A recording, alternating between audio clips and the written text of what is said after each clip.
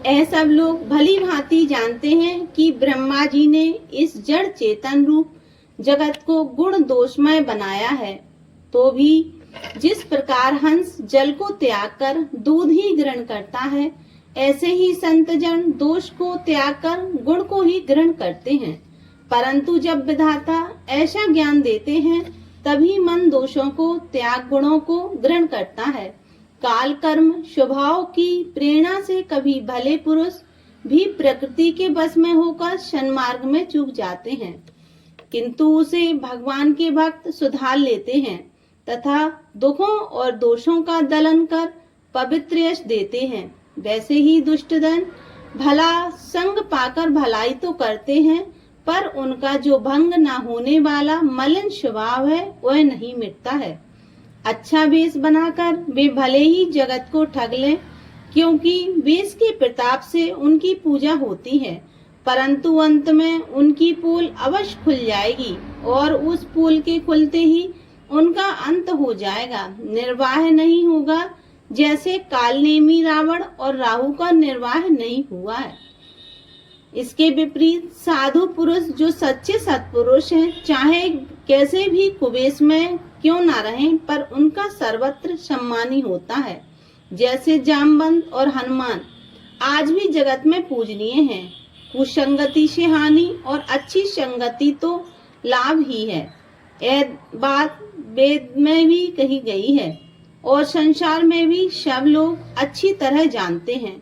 जैसे धूल वायु के सहारे आकाश पर चढ़ जाती है और तब वह नीचे गिरने वाले जल का साथ करती है, तब वह कीचड़ बन जाती है। जैसे तोता मैना साधु और असाधु सबके घरों में रहते हैं, अर्थात पाले जाते हैं, परंतु साधु के घर में पलने वाले राम राम कहते हैं और असाधु के घर में रहने वाले गिन गिन कर गाली देते हैं।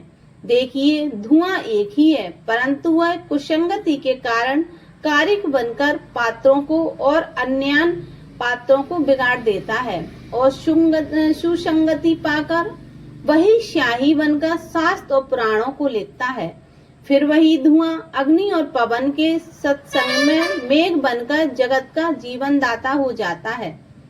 सूर्य और चंद्रमा आदि ग्रह, औषधि, जल, वायु और वस्त्र, वे सब कुयोग और शोएब प्राप्त होने से संसार में अच्छे और बुरे हो जाया करते हैं। इसको उत्तम पुरुष भली प्रकार जानते हैं। यद्यपि चंद्रमा का प्रकाश दोनों पक्षों के गर्भ में बराबर बना रहता है, पर विधाता ने नाम से भेद कर दिया है। कारण यह है कि जो चंद्रमा का पोषण है, उसको शुक्ल पक्ष कहकर जगत ने उसका यश बढ़ाया है, और जो पक्ष चंद्रमा को हीन बनाने वाला है, उसका नाम कृष्ण पक्ष रखकर जगत ने उसको अपयश दिया है। इससे मैं जड़ और चेतन संसार में जितने जीव हैं, सबको राममय जानकर उन सबके कमल रूपी चरणों की सर्वदा हाथ जोड़कर वंदना करती हूँ। फिर मैं समस्त देवता, दानव, नर, नाग, पक्षी, प्रेत, पितर, गंधर्व, किन्नर तथा राक्षस आदि सबकी वंदना करती हूँ कि सब लोग मुझ पर कृपा करें। इस प्रकार जो चार खान के जरायुष, अंडज, स्वेदस, उद्देश्य कुल 84 लाख जीव जल, थल और आकाश में रहते हैं, मैं उस सारे संसार को सीतामय, सीताराम मैं जान दोनों हाथ जोड़कर प्रणाम करती हूँ। मुझको सब लोग अपना दास जानकर छल छोड़ और एक साथ मिलकर मेरे ऊपर कृपा करें, क्योंकि मुझे अपनी बुद्धि के बल का कुछ भी भरोसा नहीं है। इसी से आप सब लोगों से विनती करती हूँ।